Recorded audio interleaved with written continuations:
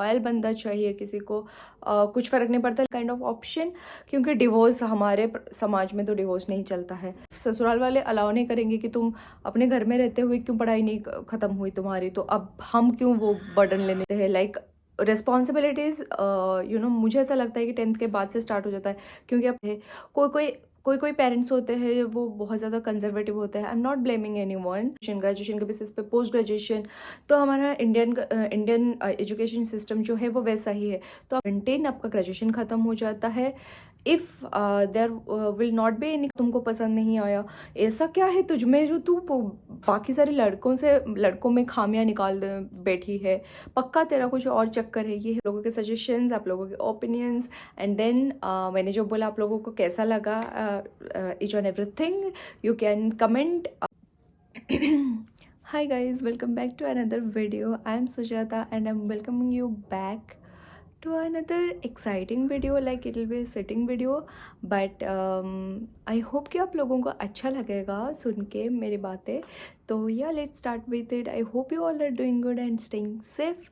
So today's video is all about talking about marriage of a girl at the age maybe 25, क्योंकि 20+ हो जाने के बाद like 21-22 से स्टार्ट हो जाता है मैरिज प्रपोजल्स आना, ये वो।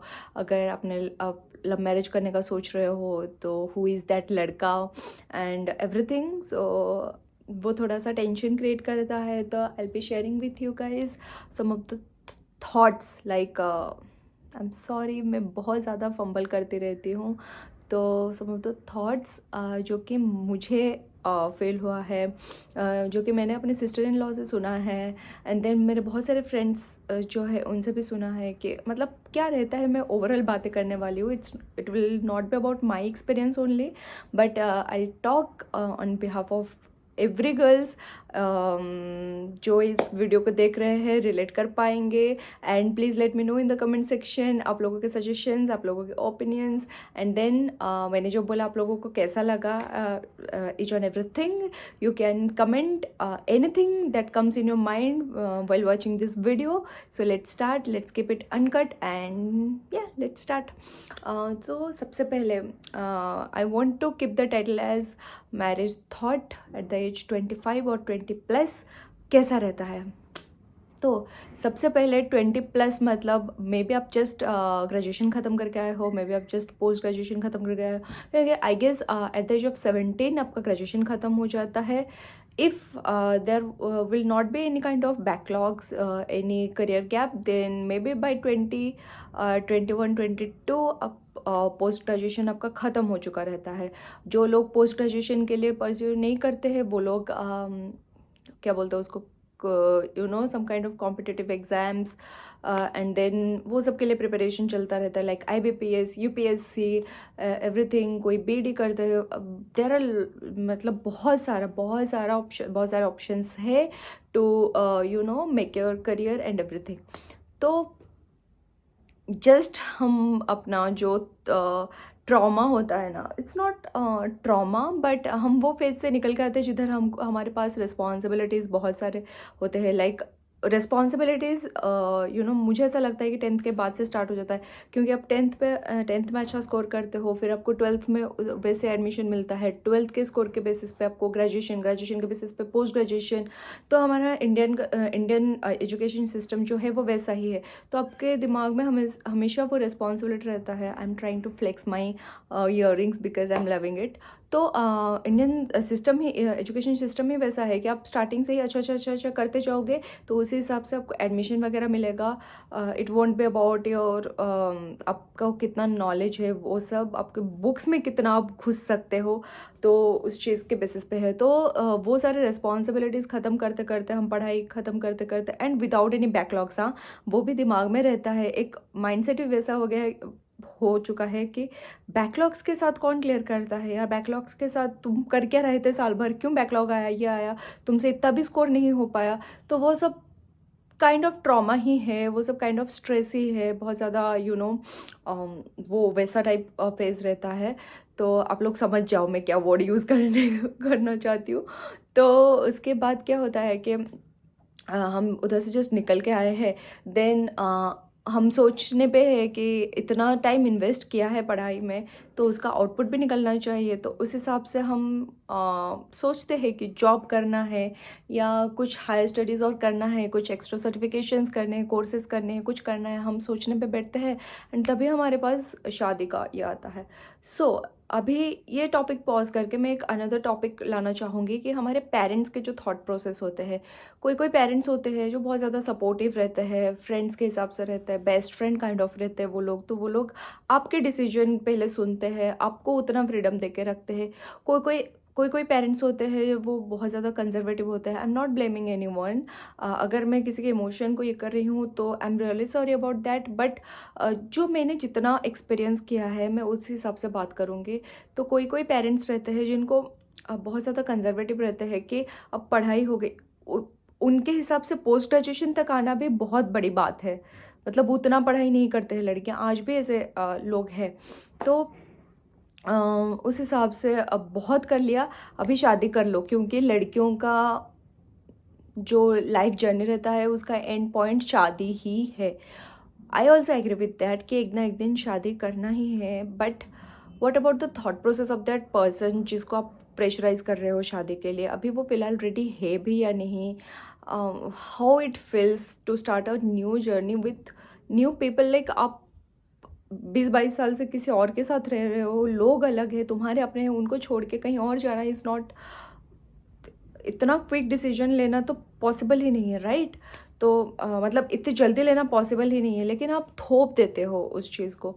कोई कोई होता है चलो ठीक है, शादी के बाद ससुराल वाले जो बोलेंगे वो करना।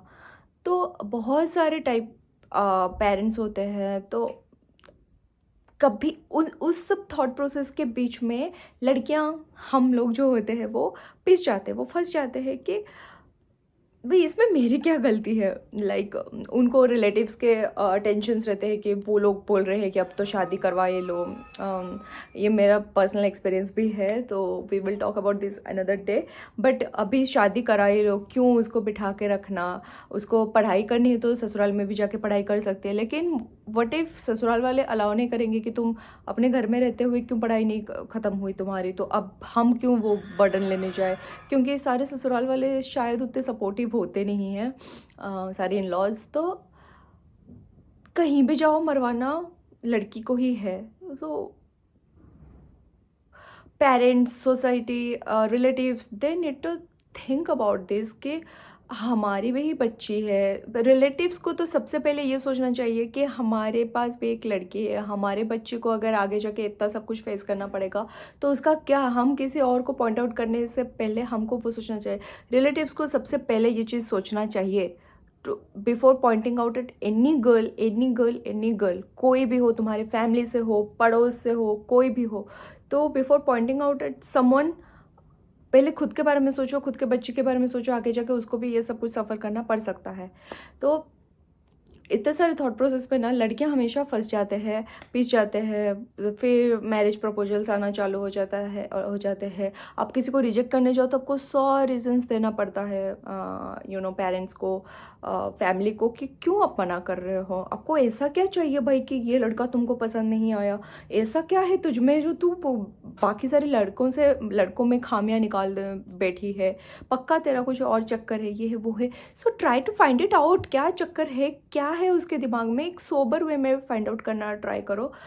नॉट लाइक कि भाई तेरा तो कुछ और चक्कर, मतलब आप खुद ही अज्यूम कर रहे हो, आप खुद ही क्वेश्चन कर रहे हो, खुद ही आंसर कर रहे हो। What is this? तो ये जो वीडियो है ना, मैं सारे लड़कियों की तरफ से बना रही हूँ ये video, and I am just trying to showcase कि एक ऐसा सिचुएशन क्रिएट हो जाता है ना लड़की के दिमाग में, भाई छोड़ अब जाने दो, जो होगा देखा जाएगा, शादी कर ही लेती हूँ। एंड अगर उसके बाद उस शादी को लेकर रिग्रेट फील होता है, कुछ होता है, तो then you don't have any kind of option, क्योंकि डिवोर्स हमारे समाज में तो डिवोर्स नहीं चलता है। एंड टू बी ऑनेस्ट, मैं भी डिवोर्स के बहुत अगेंस्ट में हूँ।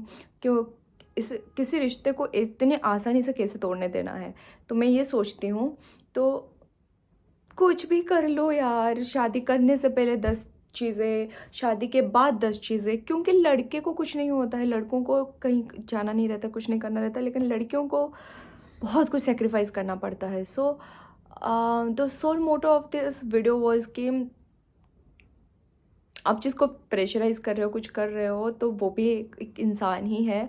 उसके थॉट प्रोसेस समझो, क्या चाहती है वो, क्या नहीं। एंड लड़कियां, मैं दूसरे पॉइंट भी रखना चाहूँगी, it's not about parents only, लड़कियां भी अपने रिस्पॉन्सिबिलिटी को समझो।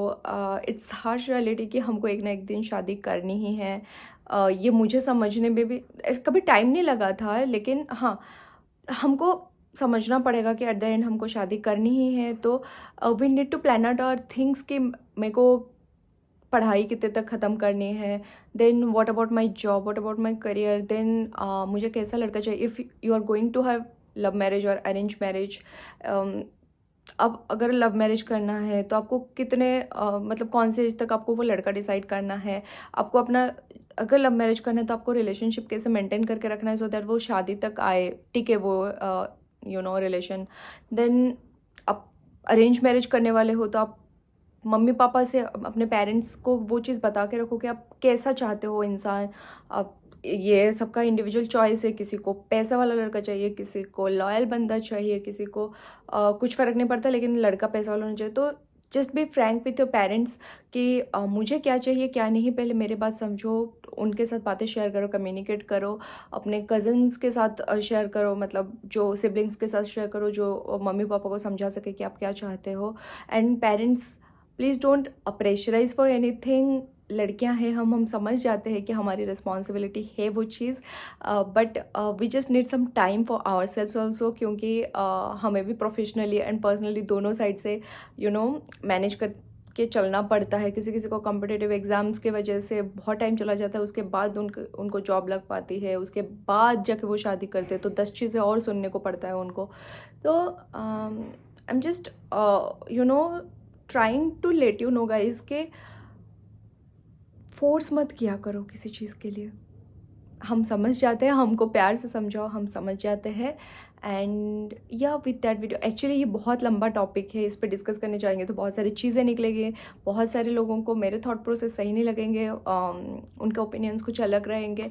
तो there are so many things, इसके बारे में हम बात करने जाएंगे तो बहुत लंबा चल जाएगा। Maybe we can do kind of podcast, but उसके लिए भी मुझे एक वो वैसे पर्सन चाहिए इन फ्रंट ऑफ मी जो मेरे बात के अगेंस्ट में अपने पॉइंट्स रख सके, सो दैट ऑडियंस के पास मे बी बोथ साइड जा सके। मतलब सिर्फ हाँ में हाँ मिलाने से तो डिस्कशन नहीं हो सकता है। Let me think about that, if I can do a kind of one on one session with someone, let me find out that.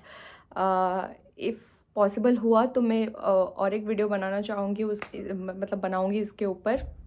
तो let me know in the comment section, अगर आप लोग भी चाहते हो मैं ऐसा कुछ बनाऊँ वीडियो। एंड या थैंक्स फॉर वॉचिंग। एंड अगर आपको वीडियो अच्छा लगा हो तो लाइक करना, शेयर करना एंड सब्सक्राइब करना, प्लीज़ प्लीज़ प्लीज़ सब्सक्राइब करना। And it takes a lot of efforts कुछ बातें रखने के लिए ऑडियंस के सामने, क्योंकि बहुत ज़्यादा नर्वसनेस भी होता है। तो आई थिंक आप लोग समझ पाएंगे, मतलब समझ सकते हो what I am trying to say. तो या विद दिस हम इस वीडियो को एंड करते हैं। टेक केयर गाइज, नेक्स्ट बहुत सारे वीडियोस आने वाले हैं, सो स्टे ट्यून्ड। एंड या थैंक्स फॉर वॉचिंग, मिलते हैं नेक्स्ट वीडियो में, बाय।